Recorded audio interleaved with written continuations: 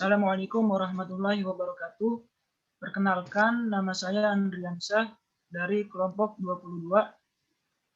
Bersama teman saya ada Clarissa Putri Aurelia, Bila Nabila, Intan Melindasari, dan Muhammad Rifaldi.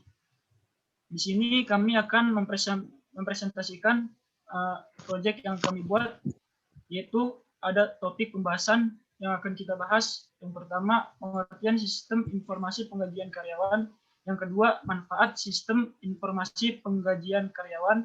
Yang ketiga, tujuan sistem informasi penggajian karyawan. Dan yang keempat, alur pada sistem informasi penggajian karyawan. Next. Dan yang pertama akan dijelaskan oleh Dila Nabila. 1. Pengertian sistem informasi penggajian karyawan. Keseluruhan prosedur dan teknik yang diperlukan untuk mengumpulkan data dan mengelolanya sehingga menjadi bahan informasi bagi pihak yang berkepentingan sehingga dapat memenuhi kebutuhan penggajian yang efektif. Selanjutnya akan dibacakan oleh Clarissa. 2. Manfaat sistem informasi penggajian karyawan. 1. Memberikan kemudahan untuk mendapatkan informasi, terutama bagi tiap karyawan berkenaan dengan data absensi dan data gaji. Yang kedua, mempermudah sistem penggajian karyawan secara otomatis dan terstruktur rapi.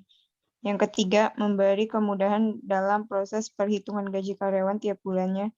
Yang keempat, membantu mahasiswa untuk lebih mengerti masalah-masalah yang ada dalam perusahaan, khususnya di dalam penggajian karyawan. Selanjutnya oleh Intan. Tujuan sistem informasi penggajian karyawan. Yang pertama, untuk mengetahui proses kerja sistem yang sedang berjalan dan mengupayakan solusi yang tepat berkenaan dengan penggajian karyawan pada PT Andalan Tangguh Mandiri. Yang kedua, untuk menghasilkan rancangan sistem informasi penggajian karyawan yang bermanfaat sebagai dasar masukan bagi manajemen perusahaan.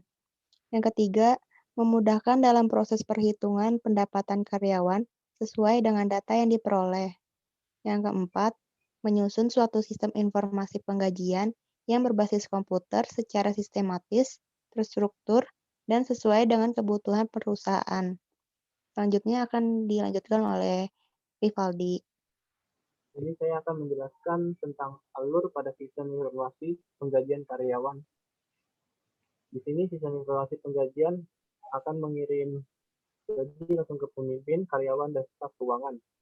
Kemudian dari perusahaan A itu menuju ke supervisor. Mungkin seperti itu kurang lebihnya. Mohon maaf jika ada kesalahan kata.